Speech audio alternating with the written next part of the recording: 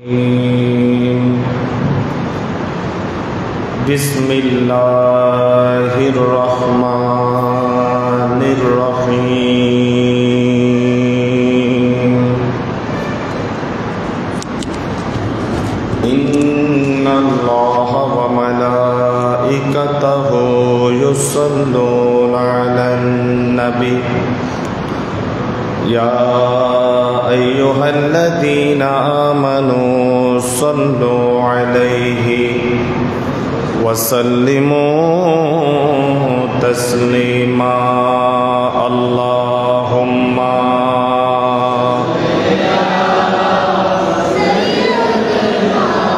मौलाना मुहम्मद वाला अली सय्यिदना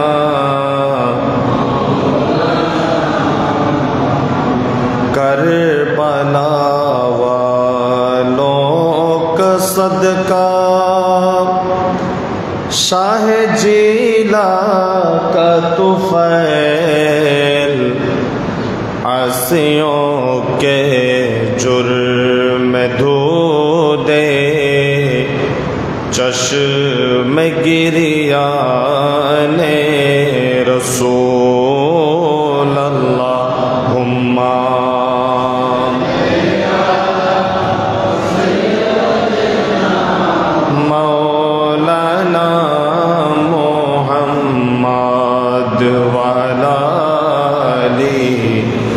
सय्यिदना कलमाए तौहीद है तेरी शहादत ऐ हुसैन तू न होता तो न रह जा सदाकत ऐ हुसैन। अल्लाहुम्मा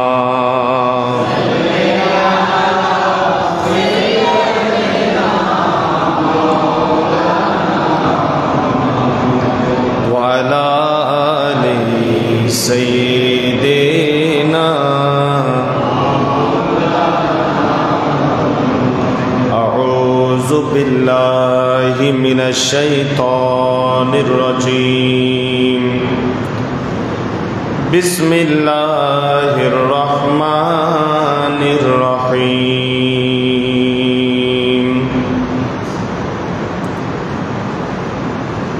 कुल ला अस्अलुकुम अलैहि अजरन इल्लल मवद्दता फिल कुर्बा। सदक़ल्लाहु मौलानाल अज़ीम व सदक़ रसूलुहुन नबियुल हबीबुल करीम व नहनु अला ज़ालिका लमिनश शाहिदीन वश्शाकिरीन वल्हम्दुलिल्लाहि रब्बिल आलमीन। रब्बि सल्लि व सल्लिम व बारिक अलैहि।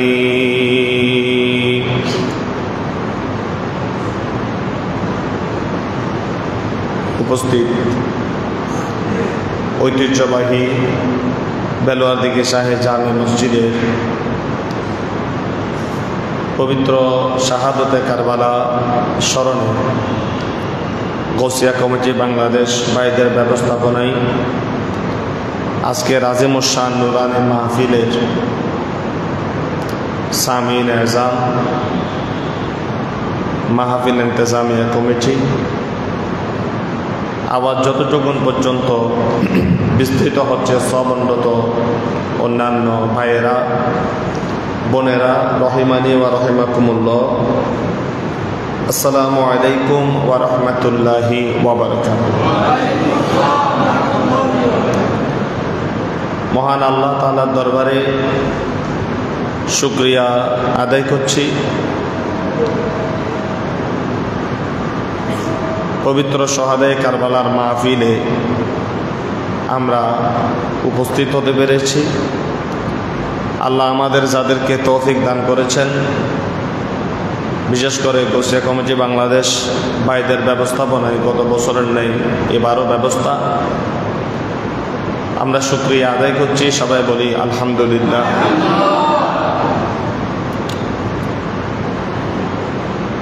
আল্লাহ তাআলা কুরআনুল কারীমে ইরশাদ করেন,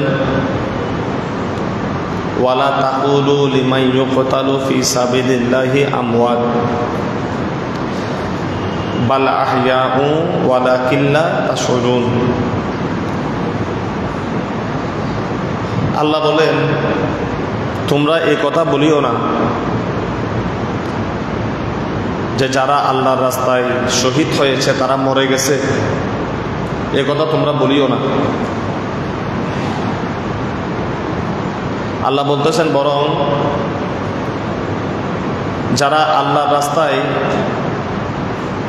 জীবন দিয়েছেন, শহীদ হয়েছেন, তারা জীবিত, এটা তোমরা অনুধাবন করতে পারো না, বুঝতে পারো না। কিন্তু শহীদ যারা, তারা কবরের মধ্যে জীবিত, আল্লাহ তাদেরকে মরা মানুষের সাথে, নিষ্প্রাণ মানুষের সাথে তুলনা করেন নাই, বরং আল্লাহ বলতেছেন তারা কবরের মধ্যে জিন্দা, কিয়ামত পর্যন্ত জিন্দা থাকবেন। সুবহানাল্লাহ। আর একটু সামনে চলে এসেন, সবাই সামনের দিকে আসেন, পিছনে যারা সামনে আসেন। আরেক জায়গায় আল্লাহ তাআলা ইরশাদ করেন, ওয়ালা তাহসাবান্নাল্লাযীনা কুতিলু ফি সাবিলিল্লাহ বাল আহইয়াউন ইনদা রাব্বিহিম ইউরযাকুন। একবার বলেছে তোমরা যারা শহীদ হয় তাদেরকে মরা বলিও না। আপনারা কথা বুঝতেছেন? আরেক আয়াতে বলতেছেন, বলেছে মরে গেছে এটা ধারণাও করিও না। বলা তো দূরের কথা, এরা মরে গেছে এটার ধারণাও করিও না, বরং কবরের মধ্যে আল্লাহর পক্ষ থেকে, জান্নাত থেকে তাদেরকে রিজিক পাঠানো হচ্ছে, কবরের মধ্যে বসে বসে তারা জান্নাতের ফল খাচ্ছে। এটা কি আমার বানানো কথা নাকি কোরআন?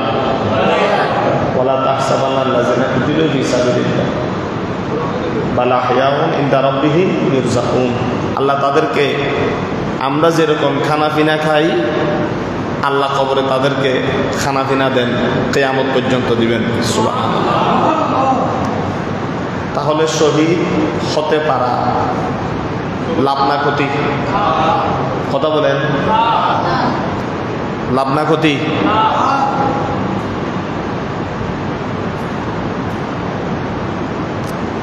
শহীদের রক্তের ফোঁটা মাটিতে পড়ার আগেই আল্লাহ তাদেরকে জান্নাতের মধ্যে নিয়ে যান, জান্নাতের মধ্যে নিয়ে যান। রোম সাম্রাজ্যের একটা যুদ্ধের মধ্যে, মুসলমানের সাথে যুদ্ধের সময়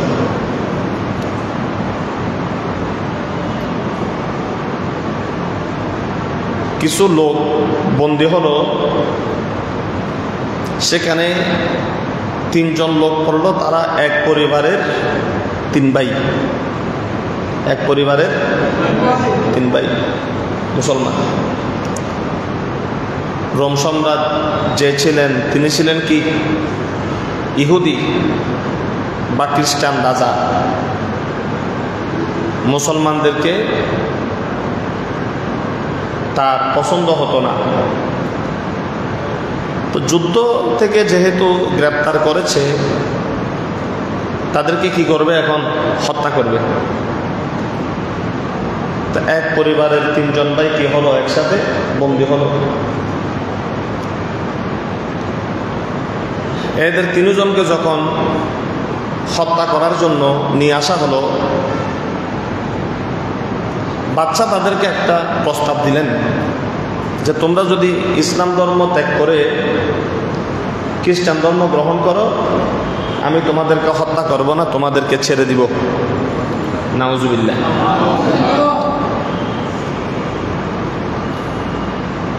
তিন ভাইয়ের 3 জন বলে উঠলো, আমাদেরকে একবার নয় 100 বারও যদি আমাদেরকে হত্যা করা হয়, আমরা ইসলাম ধর্ম থেকে বিন্দু পরিমাণ পেছনে যাব না। যে কালিমা আমরা বলতেছি সেই কালিমা পরেই আমরা দুনিয়া থেকে বিদায় নিব। মৃত্যু আমাদের ধর্ম থেকে বিচ্যুত করতে পারবে না।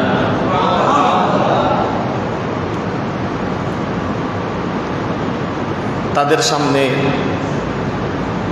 বড় ডেকচি কড়াই আগুন জ্বালানো হলো, সেখানে তেল জানা হলো। তেল জীবন্ত কোথায় দিবে? কড়াইয়ের মধ্যে ছেড়ে দিবে। কত নির্মম মৃত্যু। বড় ভাই তাকে এনে সেখানে দিয়ে দেওয়া হলো। উত্তপ্ত গরম তেলের মধ্যে সে শাহাদত বরণ করলো, ইন্না লিল্লাহি ওয়া ইন্না ইলাইহি।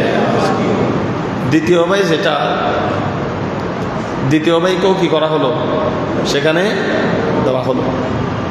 আছে কয়জন? সেখানে যে উজির ছিল, মন্ত্রী ছিল, মন্ত্রী বলে যে 3 নম্বর ছেলেটা চেহারা খুব সুন্দর, তার প্রতি আমার মায়া হলো, দয়া হলো। আমি বললাম যে এই ছেলেটাকে আমাকে কিছুদিনের জন্য দেন, যে কোনো সুযোগে আমি তাকে কি করব, ইসলাম ধর্ম থেকে বের করে খ্রিস্টান ধর্ম যেন গ্রহণ করে, সেভাবে আমি তাকে প্ররোচনা দিয়ে কোনো কিছুর লোভের মধ্যে ফেলে আমি তাকে ধর্ম থেকে বের করব। তাকে আপনি বাচ্চা হত্যা করিয়েন না, আমাকে দিয়ে দেন, কিছুদিন সময় দেন। সুবহানাল্লাহ। এই ছেলেটাকে নিয়ে গেল মন্ত্রী। নিয়ে গিয়ে মন্ত্রীর রূপসী সুন্দরী একটা মেয়ে ছিল, তাকে বলল যে বাচ্চার সাথে আমি কথা দিয়েছি, আমার সম্মানের ব্যাপার। এই ছেলেটাকে যে কোনোভাবে তোমার রূপের ফাঁদে ফেলে, ছলনায় ফেলে একে যদি ইসলাম ধর্ম থেকে বের করতে পারো, আমি বাবা হিসেবে তোমার উপর খুশি হব, তোমাকে পুরস্কার দিব, একটু চেষ্টা করে দেখো। নাউজুবিল্লাহ। মেয়ে বাবাকে বলতেছে, বলে বাবা এই ছোটখাটো একটা বিষয়, এই রাজ্যে কত ছেলে আমার জন্য পাগল। তো বাবা বলে তোমার কতদিন সময় লাগবে? তোমাকে আমি 1 মাস সময় দিলাম। মেয়ে বলে এতদিন লাগবে না, 3 দিন পরে দেখবেন আমি ছেলেটাকে কি করে ফেলছি, ইসলাম ধর্ম থেকে বের করে ফেলছি। বন্ধুরা আমার, মেয়ে বাবার সাথে ওয়াদা করেছে 3 দিনের মধ্যে এই ছেলেকে ইসলাম ধর্ম থেকে বের করে খ্রিস্টান ধর্ম তার সিনার মধ্যে ঢুকাইয়ে দিবে। রাত যখন হতো, এই মেয়েটা সুন্দর পোশাক পরে সুসজ্জিত হয়ে পরিপাটি হয়ে সেই ছেলের কামরার মধ্যে যাইত। যখন সেই ছেলের কামরার মধ্যে যাইত, মেয়েটা দেখতো ওই ছেলেটা নামাজের মধ্যে দাঁড়ানো, গোটা রাত নফল নামাজের মধ্যে কাটায় দিত। ফজর পর্যন্ত ওই মেয়ের সাথে কথা বলা দূরের কথা, মেয়েটার দিকে এক নজর তাকাইতো না। বলুন সুবহানাল্লাহ। এভাবে 10 দিন চলে গেল। মন্ত্রী মেয়েকে জিজ্ঞাসা করলো, মেয়ে খবর কি? তুমি তো আমাকে বলেছিলে 3 দিনের মধ্যে এটাকে ধর্ম থেকে বিচ্যুতি ঘটাবে। 10 দিন চলে গেল, কোনো পরিবর্তন নাই। আরো 10 দিন একইভাবে মাগরিবের পরে কামরার মধ্যে যায়, কিন্তু কোনো কথা বলতে পারে না। এভাবে আরো 10 দিন গেল। কয়দিন হলো? 30 দিন। 30 দিন চলে গেল। 40 দিনের 39তম রাত্রিতে এই মেয়ে গোটা রাত ওই ছেলের নামাজের দিকে তাকিয়ে থাকতো। তার রুকু সাজদা, তসবিহ তাহলিল, ইবাদত বন্দেগী এগুলার দিকে তাকাইতে তাকাইতে মেয়েটার ভিতরে একটু ধাক্কা খেল। কি বিষয়? আমার মতো এত রূপবতী গুণবতী সুন্দরী মেয়ে কোনোদিন কথা বলা তো দূরের কথা, আমার দিকে তাকায় নাই। এটা কোন ধরনের যুবক? মেয়ে 40তম রজনীতে নিজের জবান দিয়ে ওই যুবককে জিজ্ঞাসা করলেন, যুবক শোনো, আমার সাথে তুমি একটু কথা বলো, আমি তোমার সাথে একটু কথা বলতে চাই। সুবহানাল্লাহ। যুবক চক্ষু নিচের দিকে দিয়ে বলে, তোমার কি কথা বলো? মেয়েটা বলে, তুমি আমার দিকে তাকাও। যুবক বলে, আমি তোমার দিকে তাকাইতে পারবো না। আমার ইসলাম আমাকে শিক্ষা দিয়েছেন বেগানা নারীর দিকে তাকানো যায় না। চক্ষু হেফাজত করার জন্য ইসলাম আমাকে শিক্ষা দিয়েছেন। আমার চোখ যেন বেগানা কোনো নারীর দিকে না যায়, পর্দার খেলাফ যেন না হয়। ওই মেয়ে তখন ওই ছেলেকে বলে, আমি একটু জানতে চাই, গোটা রাজ্যের মধ্যে যেখানে আমার জন্য সবাই পাগল পাড়া, বিবাহের প্রস্তাব দেয় বড় বড় রাজা বাদশার ছেলেরা, আমার থেকে সুন্দর এমন কি তোমার সিনার মধ্যে আছে, চোখের মধ্যে আছে, যেটার প্রতি তুমি এত বেশি পাগল হয়েছ, মাতোয়ারা হয়েছ, আমাকে দেখার পর্যন্ত তোমার সময় হচ্ছে না? তখন ওই যুবক বললেন, তুমি তো দুনিয়ার একটা সাধারণ নারী, তোমার চেয়ে আরো আলা বা আলা নিয়ামত যিনি আমাকে দান করবেন, যার নুরি তজল্লি একবার দেখলে লক্ষ বছর বান্দার আর কোনো হুঁশ থাকবে না, আমি সেই ইসলাম চর্চা করি, সেই আল্লাহর কালিমা পড়ি, সেই আল্লাহর উপর বিশ্বাস রাখি। সুতরাং কোনো ধরনের ছলচাতুরি, রূপ যৌবন আমার ধর্ম থেকে, আমার নবীর সুন্নত থেকে আমাকে আলাদা করতে পারবে না। এজন্য আমি তোমার দিকে তাকাই না, বাঁচলেও কোনোদিন তাকাবো না, মরে গেলে তো মরে গেলাম, তোমার বাবা নিতে আসবো হয়তো। এই কথাগুলো যখন যুবকের সাথে ওই যুবতী বলতেছে, যুবকের কথা এবং যারা আছে, আজকে রাত্রে চলো একটা ঘোড়ার মধ্যে চড়ে আমরা দুজন কোথাও চলে যাই, কোনো একটা নির্দিষ্ট জায়গার মধ্যে গিয়ে আমরা ইবাদত বন্দেগী রিয়াজত সেখানে আমরা করব। সুবহানাল্লাহ। গভীর রজনী, দুইটা ঘোড়ার উপর সওয়ার হয়ে এই যুবক আর যুবতী অনেক দূর চলে যাচ্ছে। যেতে যেতে ফজর সুবে সাদিকের সময় যখন হলো, দুজন নেমে তাহাজ্জুদের নামাজ পড়ার জন্য দাঁড়িয়ে গেল। নামাজ যখন সালাম ফিরাচ্ছেন, দেখতেছে পিছন থেকে ঘোড়ার আওয়াজ। কিসের আওয়াজ? ঘোড়ার আওয়াজ। মেয়েটা বলতেছে, অবশ্যই কোনো সন্দেহ নাই, আমার বাবা সৈন্য পাঠিয়েছেন আমাদেরকে ধরার জন্য। মেয়ে বলে, মনে কোনো আফসোস নাই, আমি তো ইসলাম ধর্ম গ্রহণ করেছি, মরে গেলে জায়গা হবে কোথায়? জান্নাত। কোথায়? এভাবে একজন আরেকজনের সাথে কথা বলতে লাগলেন। ঘোড়ার আওয়াজ আরো বাড়তে লাগলো। সামনে সামনে যখন আসলো, দেখতেছে দুইটা ঘোড়া। কয়টা? দুইটা ঘোড়া, সাথে কিছু মানুষ দেখা যাচ্ছে উত্তম প্রকৃতির সাদা পোশাকের, উত্তম সাদা পোশাকের কিছু মানুষ দেখা যাচ্ছে, দুইটা ঘোড়া দেখা যাচ্ছে। সামনে যখন আসলো, ওই যুবক দেখতেছে ঘোড়ার উপর সাওয়ার যারা হয়ে এসেছে এরা আলাদা কোনো মানুষ নয়। 40 দিন আগে যাদেরকে সকল মানুষের সামনে উত্তপ্ত গরম তেলের মধ্যে নিক্ষেপ করে শহীদ করে দেয়া হয়েছে, ওই যুবকের বড় ভাই আর মেজো ভাই ওই ঘোড়ার উপর সওয়ার হয়ে তাদের কাছে উপস্থিত হয়েছে। বলুন সুবহানাল্লাহ। ওই যুবক বলতেছেন, ভাইয়েরা এটা কিভাবে সম্ভব? তখন সে যুবক বলতেছেন, আল্লাহ তো কোরআনে বলেছেন, ওয়ালা তাকুলু লিমান ইউকতালু ফি সাবিলিল্লাহি আমওয়াত বাল আহইয়াউ ওয়ালাকিন লা তাশউরুন। তুমি কি কোরআন পড়ো নাই? আমরা তো কোরআনে পড়েছি শহীদরা মরে না, শহীদদেরকে রু দেয়া হয়, রিজিক দেয়া হয়।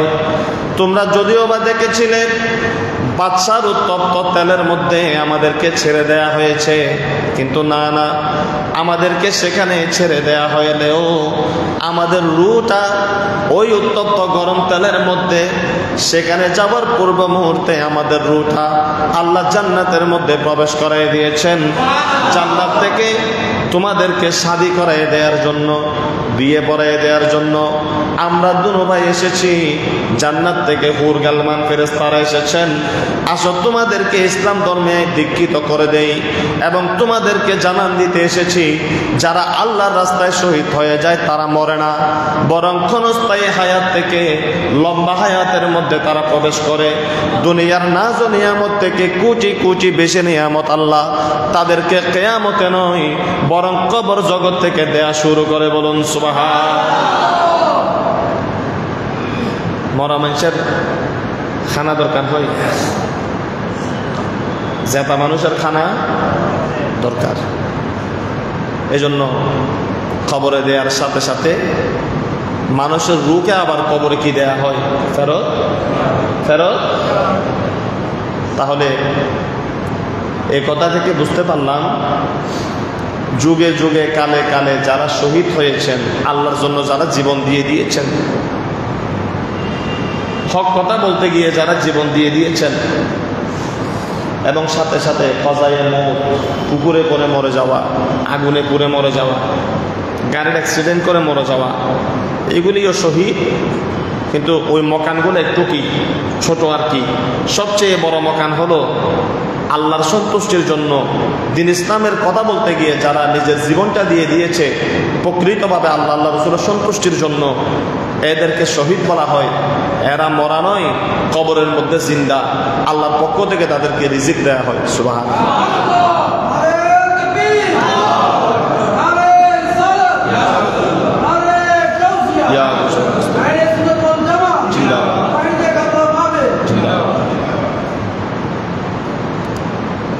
হযরতে আমিরে মুআবিয়া রাদিয়াল্লাহু তাআলা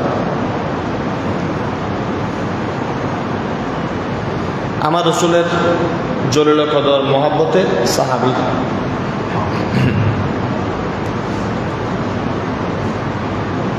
উনি ইন্তেকালের সময় ইয়াজিদকে বলে গেছে যে আমি মারা যাওয়ার পর এই খেলাফতের উত্তরাধিকার, এই মসনদের মালিক হল নবী পরিবারের বংশধর ইমাম হাসান রাদিয়াল্লাহু তাআলা। ইমাম হাসানকে যদি না পাও তাহলে এটার হকদারকে ইমাম হুসাইন। আর এই আরবের প্রায় মানুষ নবী পরিবারকে বেশি ভালোবাসে। সুতরাং তুমি যদি চেয়ারের মধ্যে বসে এই সিরিয়া, কুফা, বসরা, মক্কা এগুলা শাসন করতে চাও, তুমি বেশি দিন চেয়ারে টিকতে পারবে না। কারণ ইমাম হাসান হুসাইনের প্রতি মানুষের মহব্বত আছে, ভালোবাসা আছে। খেলাফত পরিচালনার জন্য তারা তোমার চেয়ে বেশি উপযুক্ত। তুমি যতটুকু সম্ভব হয় পরিচালনা করবে। মানুষ যদি না চায় এই চেয়ার তুমি ধরে বসে থাকিও না। ইমাম হাসান হুসাইনকে খেলাফত সুপর্দ করবে, তুমিও তাদের হাতে বায়াত গ্রহণ করবে। সুবহানাল্লাহ। এটা কে বলেছেন? হযরত আমিরে মুআবিয়া রাদিয়াল্লাহু তাআলা। এটা 60 হিজরির ঘটনা। কত হিজরি? 60 হিজরির ঘটনা।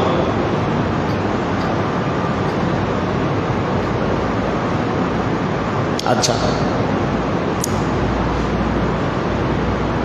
এখন আমিরে মুআবিয়া দুনিয়া থেকে চলে গেলেন। যাবার সময়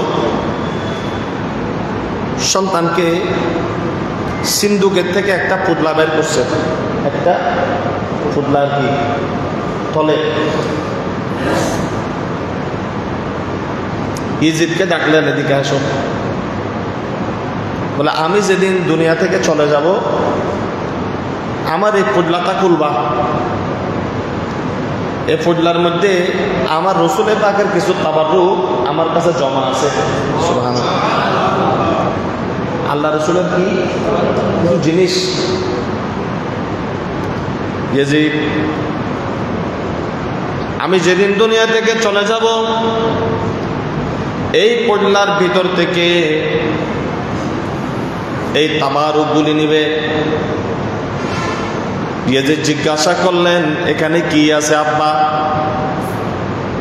আমিরে মুয়াবিয়া রাদিয়াল্লাহু তাআলা আনহু বলেন, আমি আমার রসুলে পাকের অনেক কাছে যাওয়ার সুযোগ হয়েছিল।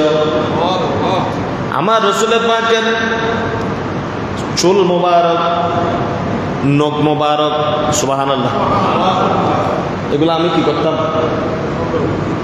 কর্তন করতাম, পরিষ্কার করতাম। আমাদের চুল ফেলে দেয়া হয় কলা গাছের গোড়ায়, নারকেল গাছের গোড়ায়, পানিতে। কেউ রাখবে আর গাড়িতে?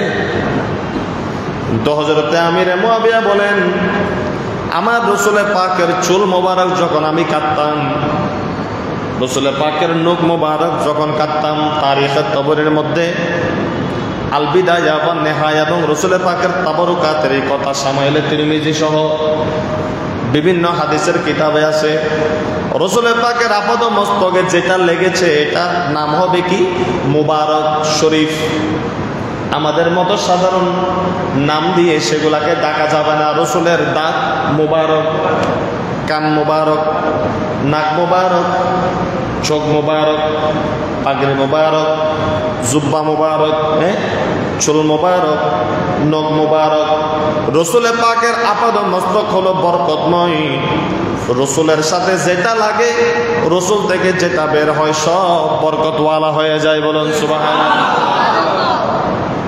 আমরাও বরকতওয়ালা হয়েছি নবীর উম্মত হওয়ার কারণে, ঠিক না?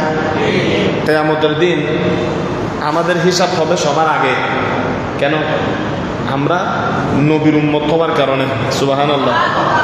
খাতমুল আম্বিয়া হক প্যারা নবী, सारे नबियों का आका हमारा नबी, सबसे और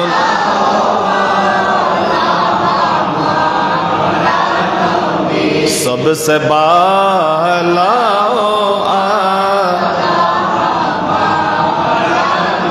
कौन देता है देने को मोह चाहिए,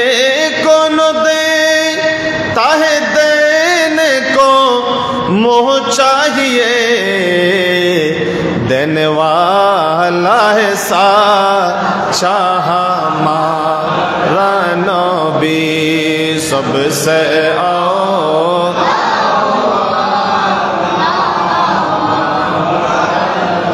सबसे बाला आला,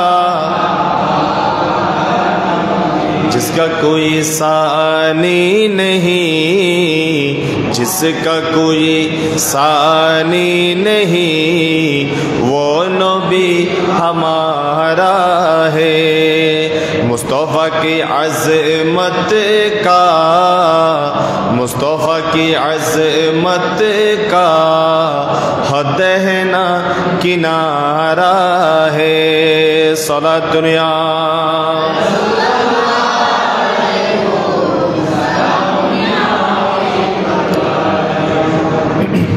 তাহলে রসুল পাকের সব এগুলার নাম কি?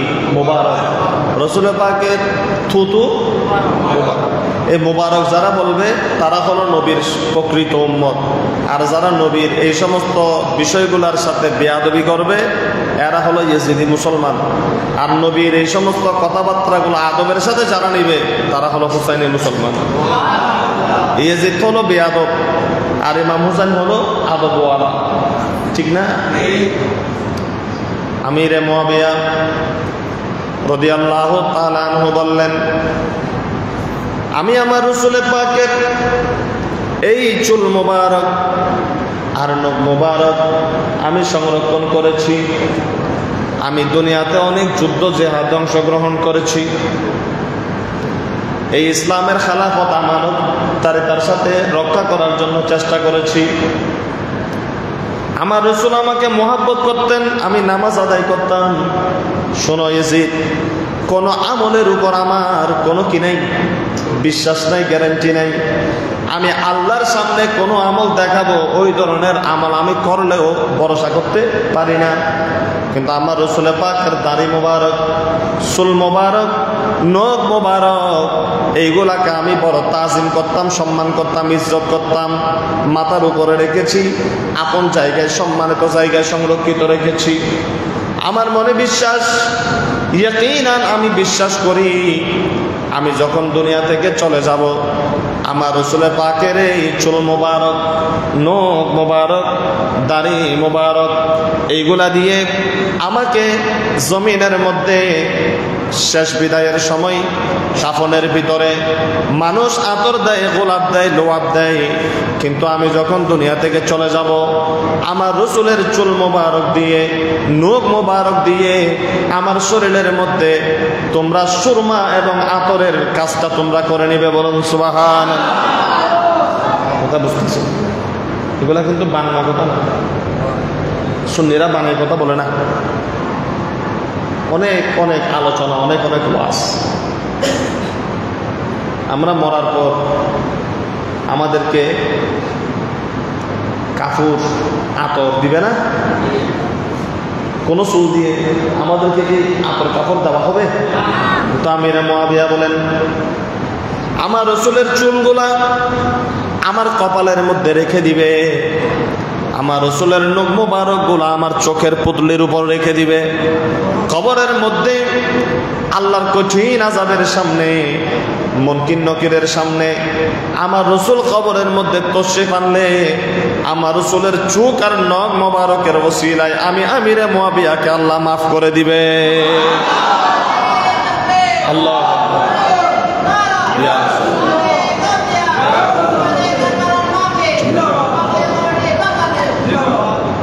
এজন্য ইমাম আলা হযরত অনেক সুন্দর করে বলেছেন, वो कमाल हुस्ने हुजूर है क्या गुमान नक़्स जहां नहीं, वो कमाल हुस्ने हुजूर है क्या गुमान नक़्स जहां नहीं, यही फूलो खार से दूर है, यही शम्मा है कि दुआ नहीं, वो कमाल हुस्ने हुजूर है।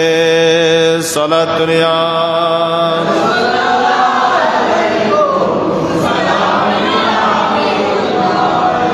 बखुदा खुदा का यही है दर।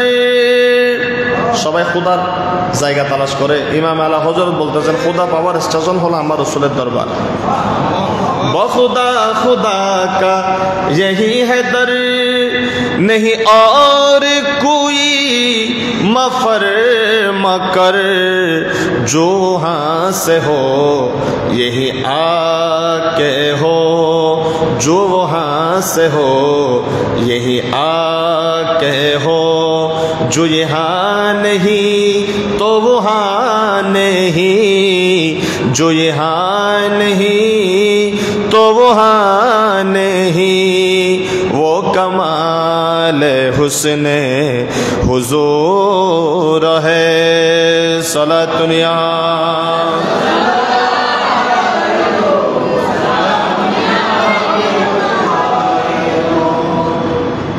আপনাদের কালাম শুনলে কি খারাপ লাগে না ভালো লাগে? ইমামে আলা হযরত ১,৫০০ কিতাব লিখেছেন। কয় হাজার? ১,৫০০ কিতাব লিখেছেন। জীবনে কোনোদিন সুন্নত থেকে শোনা নাই। সুন্নত থেকে ইমামে আলা হযরত বলেছেন, পিশাব সিনার বড় কারামত বাতাসের মধ্যে উড়ে যাওয়া নয়। ইমামে আলা হযরত বলেছেন, পীর চিনার বড় কারামত, অলি চিনার বড় কারামত বাতাসের মধ্যে উড়া নয়, পানির মধ্যে চলা নয়, মুহূর্তের মধ্যে গায়েব হয়ে যাওয়া নয়। ইমাম আলা হযরত, তাহলে পীর কাকে বলে, অলি কাকে বলে? ইমাম আলা হযরত বলেছেন, जिनकी हर हर अदा सुन्नते मुस्तफा ऐसे तरीक़त पे लाखों सलाम, मुस्तफा जाने रहमत पे लाखों सलाम, शमे बज़ में हिदायत पे বলে যার জীবনে আমার নবীর সুন্নত আছে, যার জীবনে শরীয়ত আছে, जिनके हर हर আদা সুন্নতে মুস্তাফা ऐसे পীরে তরিকত পেলা কোসা, বুঝো ওইটা হলো বিশ্বাস। যার নামাজ নাই, শরীয়ত নাই, ফরদা নাই, মুরিদের পকেটের দিকে টাকার খেয়াল, সে কোনোদিন হক্কানি পীর হতে পারে না, সে কোনোদিন ওলি হতে পারে না, সে দুকাবাস। যার ভিতরে আমার নবীর প্রেম আছে, যার ভিতরে আমার নবীর শরীয়ত আছে, যার ভিতরে আমার নবীর সুন্নত আছে, ইমামে আলা হযরত বলতেছেন উনি হলো শরীয়তের প্রকৃত পীর। বলুন সুবহানাল্লাহ। আল্লাহ বোঝার তৌফিক দান করুন। ইমামে আলা হযরত বলতেছেন, सरताब कदम है तने सुल्तान ज़मन फूल, लब फूल दहन फूल ज़कन फूल बदन फूल, लब फूल दहन फूल ज़कन फूल बदन फूल, सलातुनिया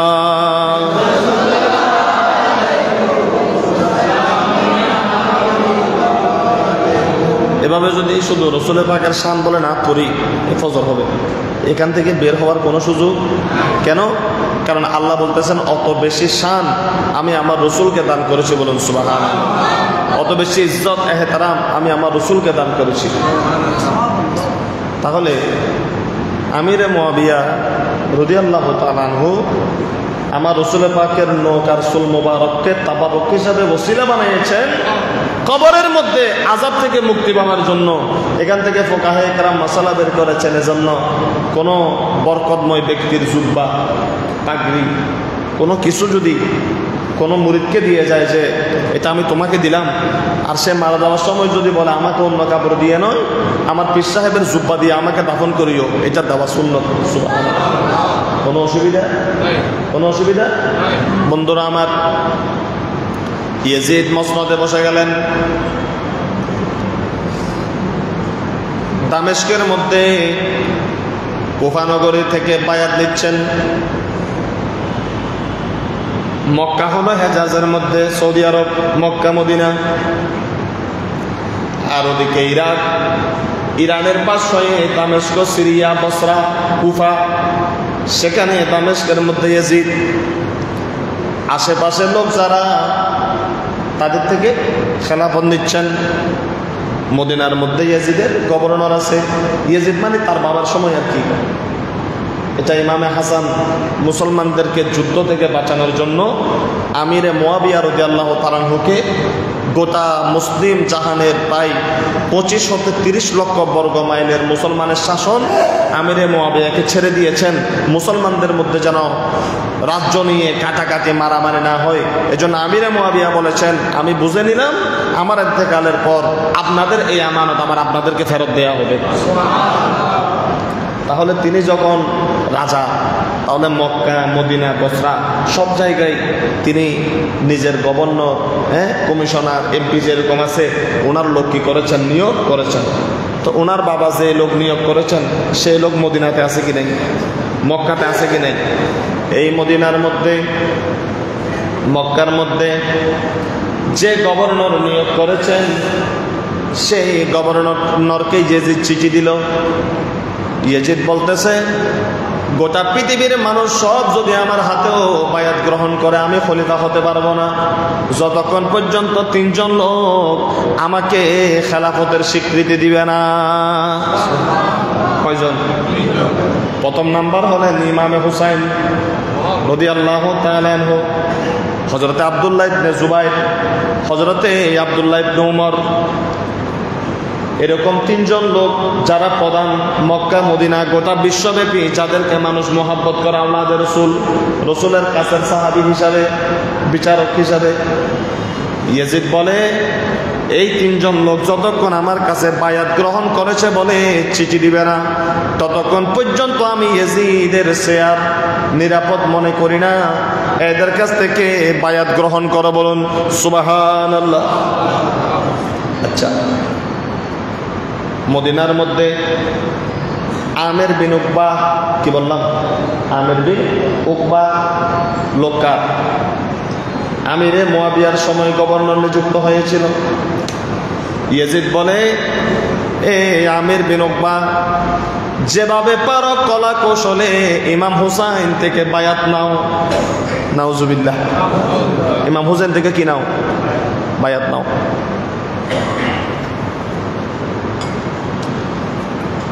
ইমাম হুসাইন রাদিয়াল্লাহু তাআলা আনহুকে, অনেক লম্বা কথা ছোট করে বলতেছি, আমের বিন উকবা ওনার অফিসের মধ্যে, গভর্নর হাউসের মধ্যে ডাকলেন।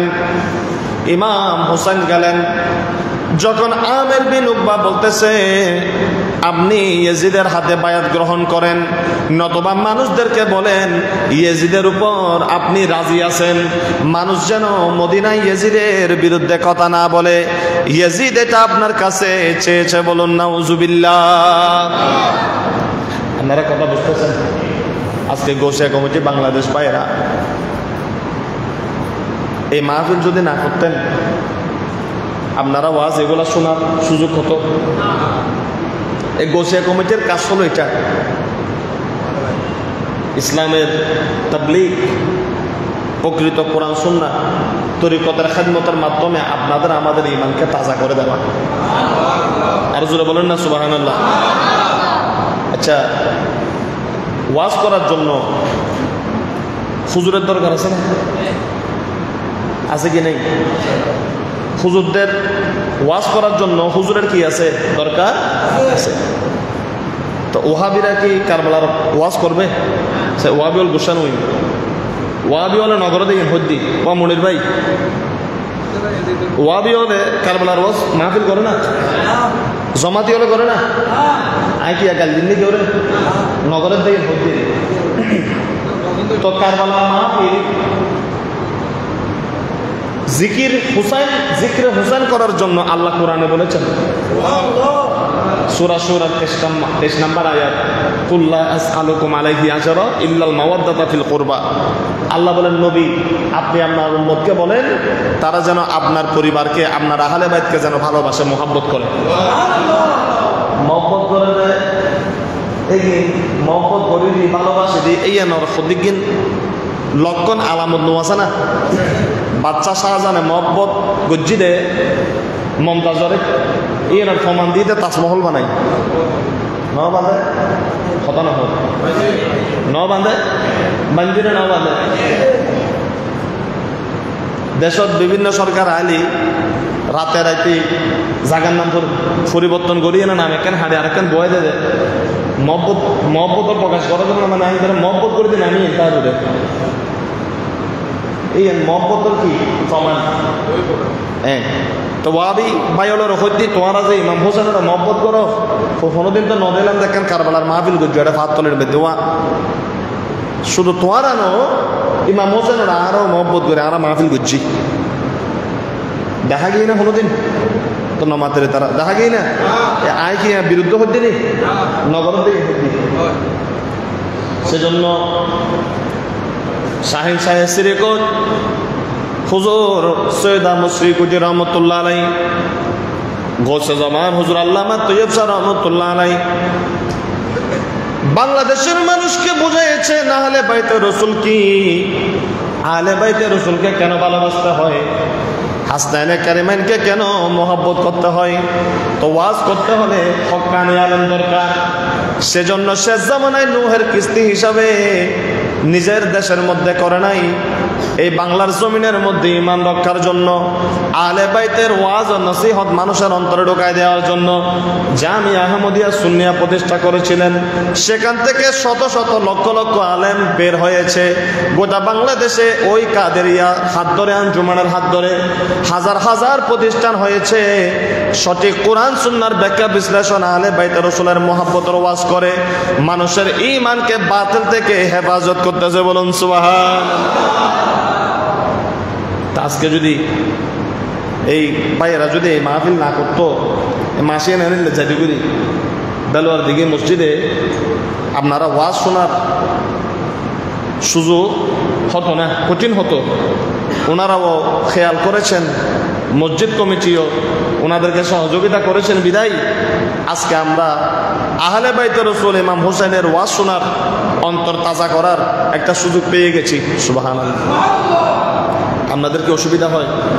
সাল্লে আলা রাসূলিনা সাল্লে আলা মুহাম্মাদিন সাল্লে আলা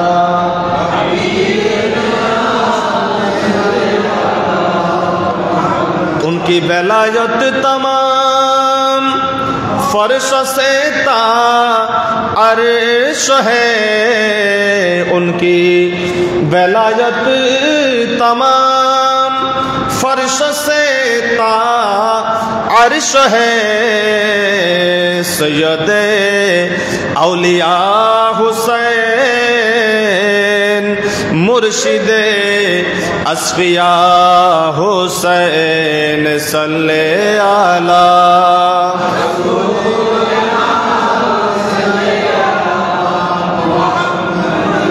सल्ले आला हबीब। ऐसी बुलंदियां मिली कदमों पे रिफ़अत झुकी, ऐसी बुलंदियां मिली कदमों पे रिफ़अत झुकी। करबो बला की खाक पर, करबो बला की खाक पर सजदे में जब झुका हुसैन सल्ले आला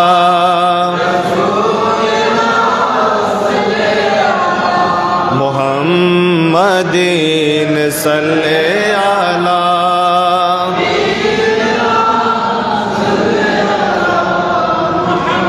अपनी ज़बां हुजूर ने उनको चुशाई बार बार, अपनी ज़बां हुजूर ने उनको चुशाई बार बार।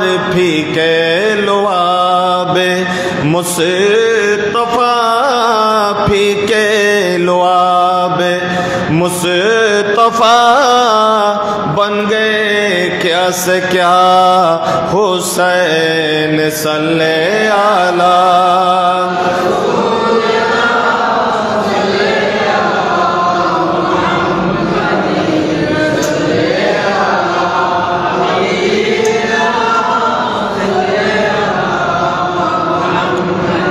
আমের বিন উকবা ইমাম হোসেনকে যখন জবরদস্তি করতেছে, কিসের জন্য?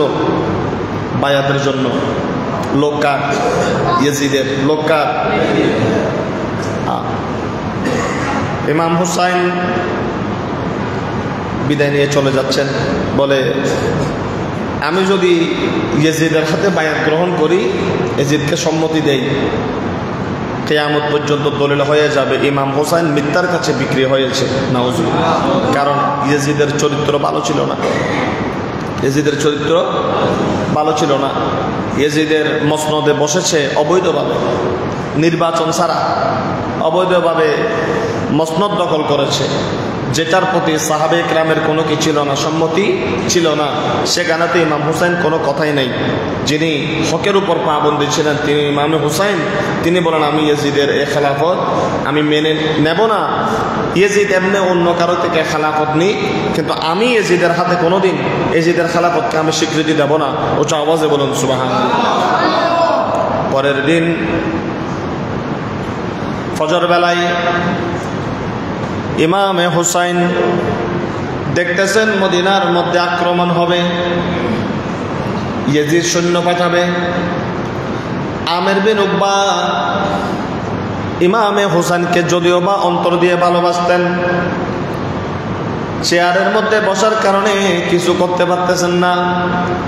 ওনাকে ইয়াজিদের আরো অন্যান্য যারা দায়িত্বের মধ্যে ছিল তারা বলতেছেন ইমাম হুসাইনকে কতল করে দেন, নাউজুবিল্লাহ। আমের বিন উকবা উপায় না দেখে ইয়াজিদকে চিঠি লিখলেন, ইমামে হুসাইন আপনার কাছে বায়াত গ্রহণ করবে না, আপনি অন্য জায়গায় বায়াত গ্রহণ করেন, এটা লিখে চিঠি পাঠিয়ে দিল। আর ইমাম হুসাইন বলতেছেন মদিনা পবিত্র নগরী, এখানে রক্তপাত করা যাবে না, আমার রাসূলের নানা জানের রওজা পাক অপবিত্র হবে। এই জন্য তিনি কৌশল অবলম্বন করে কয়েকদিন পরে পরিবার নিয়ে নিরাপদে থাকার জন্য মক্কায় চলে গেলেন। বলুন সুবহানাল্লাহ। ইমাম হুসাইন মদিনা থেকে কোথায় গেলেন? উনি চিন্তা করেছেন যে যতই মারামারি করুক কাবাগরের ভিতরে মারামারি, কারণ এটাকে বলা হয় কি হারাম, এটাকে বলা হয় কি হারাম, পবিত্র জায়গা।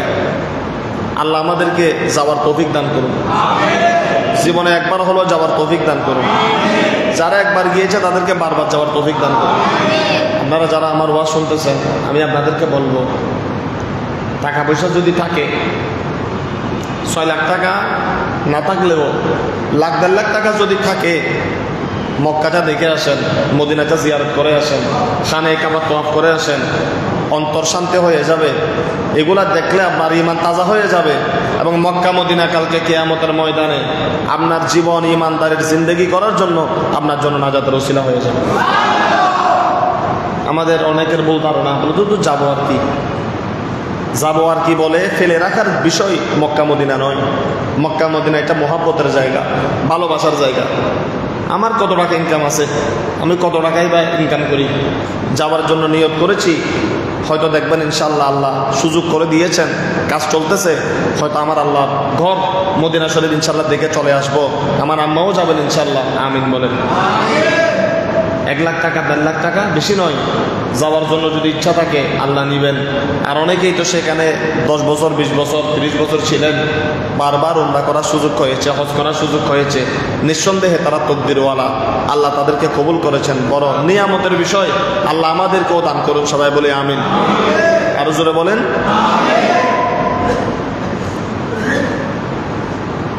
এবার ইয়াজিদ মক্কার মধ্যে চিঠি পাঠালো যে ইমাম হুসাইন যেন আমার বায়াত গ্রহণ করেন।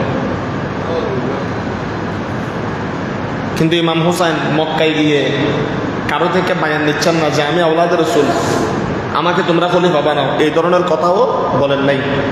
উনি শুধু মক্কায় গিয়েছেন নীরবে ইবাদত বন্দেগী করার জন্য, এবং ইয়াজিদ যেন মদিনাতে হামলা না করেন।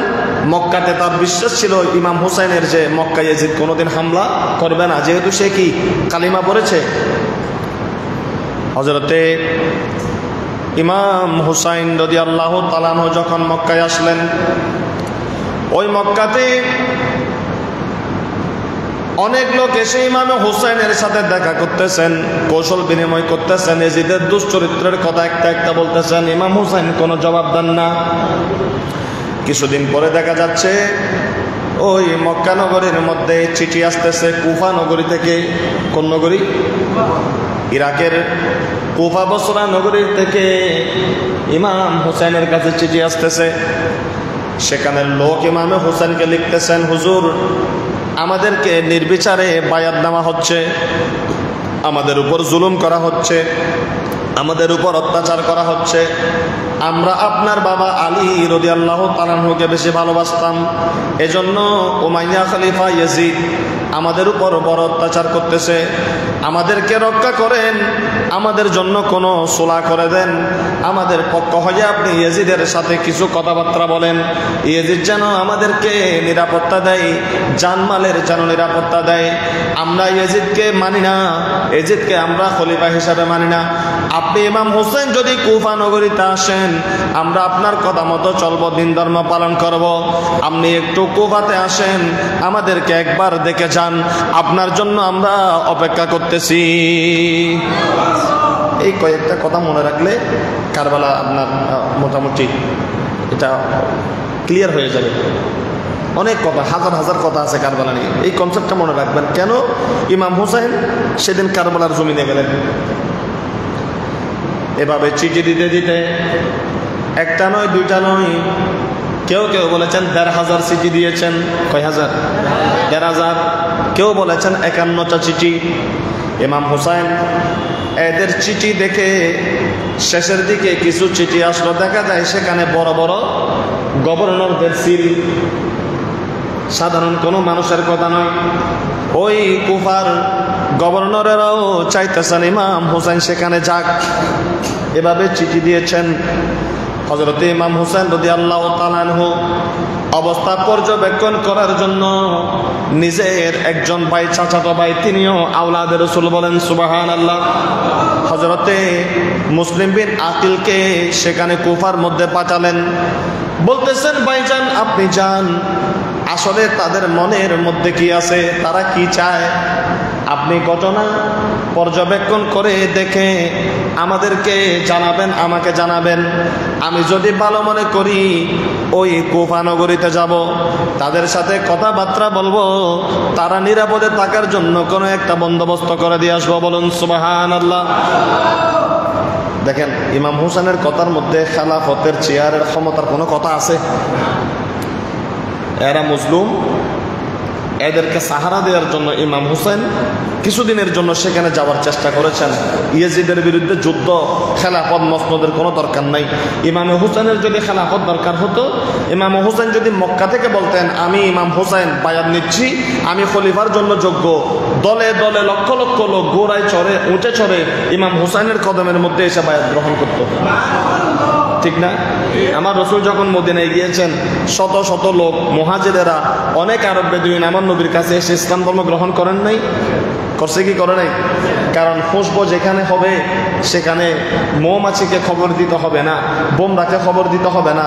ফুল যেখানে আছে, বোমরা মৌমাছি ফুলের সন্ধান নিয়ে ঘ্রাণ নেওয়ার জন্য সেখানে যাবে। ঠিক না? ঠিক।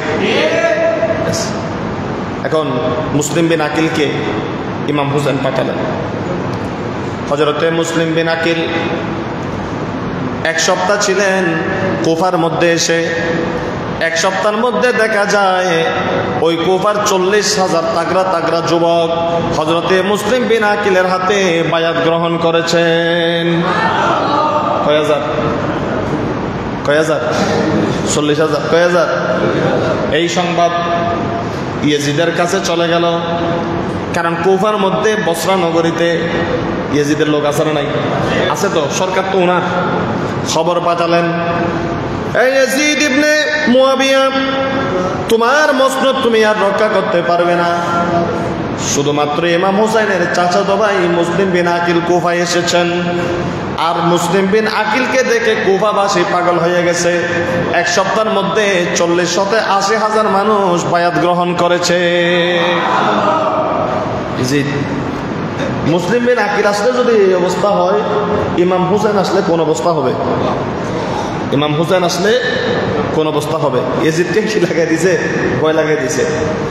ওই সময় যেখানে মুসলিম বিন আকিল যে কুফা নগরীতে গেলেন, ওই সময় সেখানে হযরত আমিরে মুয়াবিয়ার নিযুক্ত গভর্নর ছিলেন নুমান বিন বশির। নুমান বিন বশির। ওই নুমান বিন বশিরকে ইয়াজিদ চিঠি লিখলেন, তুমি মুসলিম বিন আকিলকে গ্রেফতার করো, মুসলিম বিন আকিলকে গ্রেফতার করো, না হলে ইয়াজিদের মসনদ ঠিকানো যাবে না। নুমান বিন বশির চেষ্টা করলেন, দেখতেছে পারা যাচ্ছে না। ওই ইয়াজিদের যেখানে ইয়াজিদ ক্ষমতার মধ্যে ছিল, দামেস্কের অন্যান্য লোক তাকে পরামর্শ দিলেন, নুমান বিন বশিরের অন্তরের মধ্যে আওলাদে রাসূলের ভালোবাসা আছে, সে মুসলিম বিন আকিলকে কোনোদিন হত্যা করবে না, আপনার কাছে সুপর্দ করবে না। নুমান বিন বশিরকে পরিবর্তন করে কঠিন হৃদয়ের উবাইদুল্লাহ বিন জিয়াদকে আপনি কুফা নগরী, বসরা নগরীতে পাঠান। নিশ্চয় সে কঠিন প্রকৃতির লোক, ইবনে জিয়াদ মুসলিম বিন আকিলকে গ্রেফতার করতে সক্ষম হবে। নাউজুবিল্লাহ। আপনারা কথা বুঝতেছেন? এখন ইবনে জিয়াদকে বসরা থেকে ট্রান্সফার করে কুফা নগরের শাসক নিযুক্ত করে মুসলিম বিন আকিলকে গ্রেফতার করার জন্য ইয়াজিদ পাঠিয়ে দিয়েছে। ইবনে জিয়াদ সেখানে গেলেন, অনেক লম্বা কথা। সর্বোপরি কথা হলো, ইবনে জিয়াদ গিয়ে সবাইকে ভয় লাগালেন, নোমান বিন বশিরকে বরখাস্ত করলেন, নিজে গভর্নর হলেন, মানুষকে ডেকে ভাষণ দিলেন। অনেক লোক যদিও প্রথম দিকে তার বিরুদ্ধে প্রতিরোধ করার জন্য দাঁড়িয়ে গিয়েছিলেন মুসলিম বিন আকিলের পক্ষে। মুসলিম বিন আকিল বলেন, আমি যুদ্ধ করতে আসি নাই, আমি ইবনে জিয়াদের সাথে সন্ধি করতে চাই। হয় ইমাম হুসাইন এখানে আসবেন, আর ইমাম হুসাইনকে যদি আসা পছন্দ না হয় তিনি ওনার বাড়ির মধ্যে ফিরে যাবেন। বলুন সুবহানাল্লাহ। মুসলিম বিন আকিল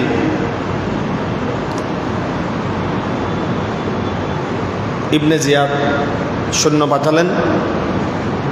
মুসলিম বিন আকিলকে হযরতে তাওয়ি বা তুয়াই নামের একজন মহিলা, তাওয়া নামের একজন মহিলা মুসলিম বিন আকিলকে জায়গা দিয়েছিলেন। এখানে অনেক কথা আমি রেখে গেছি। তার স্বামী ছিল মদ্যপায়ী। পুরস্কার পাওয়ার জন্য ইয়াজিদকে গিয়ে, ইবনে জিয়াদকে গিয়ে বলে গেছে যে আমার ঘরের মধ্যে কে আছে? মুসলিম বিন আকিল আছে। পরের দিন ইবনে জিয়াদ সৈন্য পাঠিয়ে ওই ঘর তাকে ঘেরাও করলেন।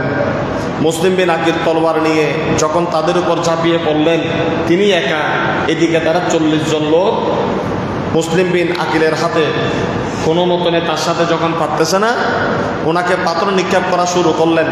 তখনও যখন পরাজিত হচ্ছেন, একজন লোক বুদ্ধি করে বলেন যে শোনো, আমরা তোমার সাথে সন্ধি করতে চাই, তুমি আমাদের সাথে ইবনে জিয়াদের দরবারে চলো, তোমার যত কথা তুমি ইবনে জিয়াদকে বলবে, এখানে মানুষদেরকে বিভ্রান্ত করা, মারামারি করা এটা আমরা পছন্দ করি না।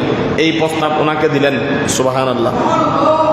মুসলিম বিন আকিল আওলাদে রাসূল, সহজ সরল মনা মানুষ, সহজ সরল ব্যক্তি। তিনি আর সেখান থেকে দেরি না করে তিনি ইবনে জিয়াদের দরবারে চলে গেলেন।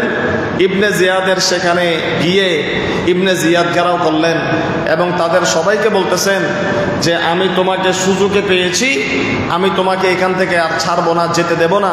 এটা বলে মুসলিম বিন আকিলকে বন্দি করে ফেললেন। উঁচা আওয়াজে বলুন নাউজুবিল্লাহ। হযরতে মুসলিম বিন আকিলকে বন্দি করা হলো। ওই যে তাওয়ির সেই ঘরের মধ্যে যখন মুসলিম বিন আকিলের সাথে যুদ্ধ হচ্ছিল, একজন লোকের তলোয়ারের আঘাত মুসলিম বিন আকিলের চোটের মধ্যে পড়েছে। সামনের 2টা দন্দান মোবারক শহীদ হয়েছে, ঠোঁট কেটে গিয়েছে। হযরতে মুসলিম বিন আকিল রাদিয়াল্লাহু তাআলা আনহু ছোট ছোট 2টা মাসুম বাচ্চাকে নিয়ে যখন ইবনে জিয়াদের দরবারে সেখানে যখন ঢুকতেছেন, তিনি তৃষ্ণার্ত ছিলেন, পিপাসার্ত ছিলেন। ইবনে জিয়াদের দরজার মুখের মধ্যে মুসাফিরের জন্য, মেহমানের জন্য পানির ব্যবস্থা ছিল, ঠান্ডা পানি। হযরতে মুসলিম বিন আকিল যখন পানি চাইলেন, ওনাকে যখন পানি দেওয়া হলো, তিনি পানি যখন খেতে যাচ্ছেন, দেখতেছে মুখ থেকে অনবরত রক্ত বের হচ্ছে। প্রথমবার নিলেন, রক্তের জন্য পানি খেতে পারেন নাই। দ্বিতীয়বার নিলেন, তৃতীয়বার নিলেন, পানি যখন খেতে পারেন নাই, তিনি আর পানি পান করেন নাই। তিনি বলতেছেন আমার মুকদ্দরের মধ্যে হয়তো পানি নাই, এজন্য রক্ত আমার পানিগুলাকে লাল করে দিচ্ছে। বলুন সুবহানাল্লাহ। ইবনে জিয়াদের সাথে বিভিন্ন কথাবার্তা বললেন। ইবনে জিয়াদ বলে আমি তোমাকে কোনো ধরনের সুযোগ দিব না, আমি তোমাকে হত্যা করব, তোমার যদি কোনো কথাবার্তা থাকে তুমি বলো। তখন ইবনে জিয়াদ আমের বিন উকবা বা সাদ নামের একজন লোক, হযরত আবু সাদ একজন ব্যক্তি, আওলাদের রাসূলের মহব্বত আছে মনে করতেন, তিনি তাকে মক্কায় দেখেছেন, মদিনায় দেখেছেন। ইবনে জিয়াদের দরবারে দেখার পর তাকে ডেকে বলতেছেন, তোমার সাথে আমার একান্ত কিছু কথা আছে, এই কথাগুলো তুমি আমানত হিসাবে রাখবে। সুবহানাল্লাহ। হযরতে মুসলিম বিন আকিল বলতেছেন, আমার প্রথম সত্য সেটা হলো আমি এখানে আসার পর আমার 700 দিরহাম একজন লোক পাওনা আছে, এই 700 দিরহাম তাকে পরিশোধ করে দিবেন। দ্বিতীয় নাম্বার হলো আমি যখন চলে যাব আমার লাশটাকে দাফন করবেন। তৃতীয় নাম্বার হলো আপনি একটা চিঠির মাধ্যমে ইমাম হুসাইনের কাছে একজন লোক পাঠাবেন, বার্তাবাহক পাঠাবেন, ইমাম হুসাইন যেন কারবালা কুফার দিকে না আসে ওনাকে নিষেধ করে দিবেন। এই 3টা আবদার আমি রেখে যাচ্ছি, আমার মৃত্যুর পরে এগুলি আপনি সংগঠিত করবেন। বলুন সুবহানাল্লাহ। কিন্তু এই সাদ উনি যে 3টা কথা বলেছেন সেগুলা গিয়ে ইবনে জিয়াদকে বলে দিলেন। ইবনে জিয়াদ বলেন, 700 দিরহাম তুমি যদি তার পক্ষ থেকে পরিশোধ করো এটা তোমার বিষয়, কিন্তু তাকে মারার পর, তাকে জবাই করে দেওয়ার পর তার লাশকে কি করব এটা কিন্তু আমাদের একান্ত বিষয়, এটা নিয়ে তোমরা কেউ আমাকে কথা বলতে পারবে না। সলাতুনিয়া 76।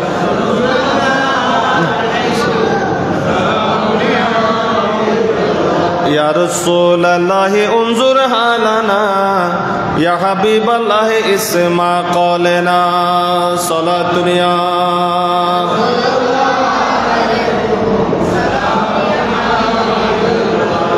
আউয়ালিন ও আখিরি কে পেশওয়া, মুক্তাদায়ে মুরসলা পয়দা হুয়ে মারহাবায়া।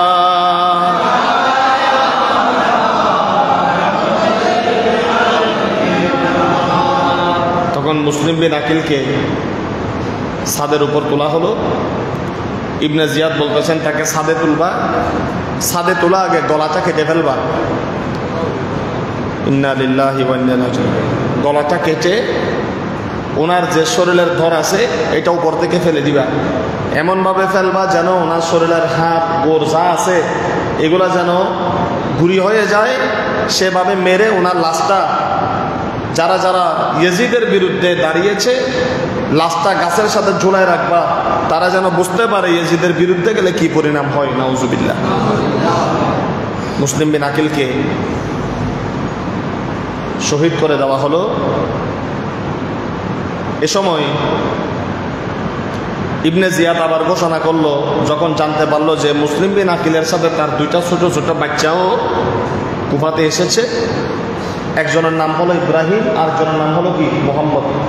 বড় ছেলের নাম হলো কি ইব্রাহিম, ছোট ছেলের নাম হলো বলে এগুলাকে খুঁজে বের করো, এদেরকে